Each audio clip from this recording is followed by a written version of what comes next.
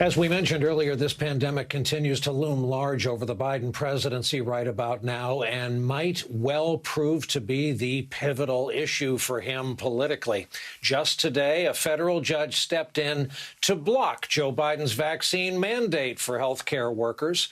Our friend Jonathan Lemire offers this insight into the challenges facing the administration. As he puts it, quote, within the walls of the West Wing, there was recognition of the political peril that looms, along with an implicit recognition that the public may not be willing to stomach the more dramatic measures to combat the new variant, even if Biden asked them to.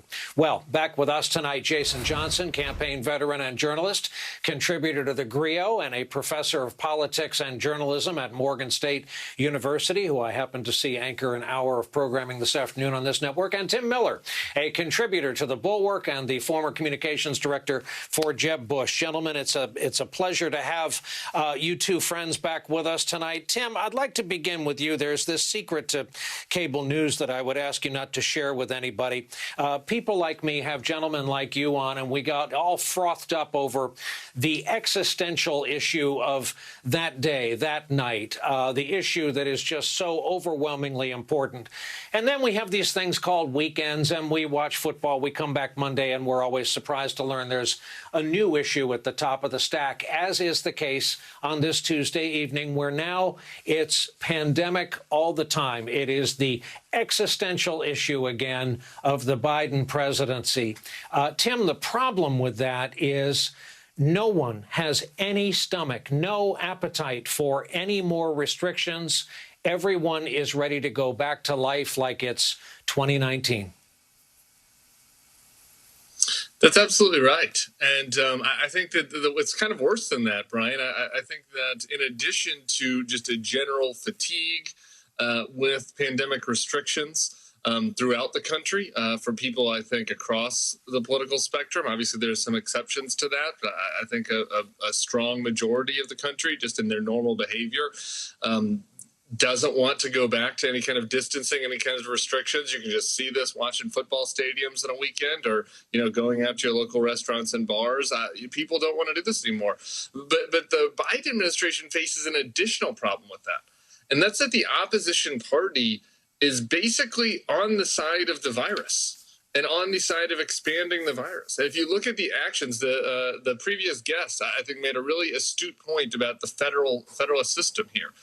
If you look at the actions of governors in red states and state legislatures in red states, they're doing everything that they can to disincentivize people from taking the vaccine, to disincentivize people from taking even reasonable restrictions. And so Biden is dealing with just kind of this general human fatigue with how much longer can I do this kind of social distancing? Can I restrict my own behavior? And a opposition political party that is not only not willing to meet him halfway, it is actively harming and actively working against any efforts to restrict the virus. He's in a real pickle. And Jason, it's as if Tim knew I had this quote prepared to read to you. This is from Axios. Florida, Iowa, Kansas, Tennessee have changed their unemployment insurance rules to allow workers who are fired or quit over vaccine mandates to receive benefits. Republicans see a prime opportunity to rally their base ahead of the midterms. No matter how successful their individual efforts, the campaign is a powerful messaging weapon. So, Jason, coming right off Tim's point, how much are Republicans doing to damage health care, to damage the health of the red hat base out there, and will they ever get called on it? So, one, they're doing everything they can, Brian. We've seen this from DeSantis in Florida to Kemp in Georgia to all the things happening in Texas. Republicans have constantly behaved as if COVID wasn't real, it wasn't a problem, and they took their lead from Donald Trump last year, who contracted COVID and basically had a giant super spreader event every single time he had some event in Washington. So that part isn't new. The consequences for it, I don't think we can necessarily predict yet, because, look, quite frankly, if you're the kind of person that gets fired over refusing to take a vaccine and you're not Aaron Rodgers, a Hall of Famer, you were probably already pro-MAGA, right? So it's going to rally people, but I don't think that those kinds of policies, you can still get your insurance, I don't think they're going to change anybody over. But ultimately, the onus is going to be on Joe Biden. People don't want to go back to normal. They don't want to go back to 2019. They want to go back to the freedom of 2019 with the flexibility that some of us have discovered during this pandemic. So to the degree that the federal government, the degree that Democrats can come up with a message that says, you know what, those of you who want to stay at home, we understand. Those of you who want to operate virtually, we understand. Those of you who want to get vaccinated, we understand. It's a much more complicated message, but it's one that the Democrats are going to have because the Republicans will be able to get their people behind them just saying, the vaccine doesn't exist, but we still want to get those free vaccines when they're available at CVS. Tim, I first met you when you were working for Jeb. What if I'd told you then, wait a few years, and I'm here to tell you that your political party will someday be anti-vaccine? Would you have believed me? It was my new people. It was the Berkeley crowd that was anti-vax back in those days, Brian. We've had a big turn on this issue.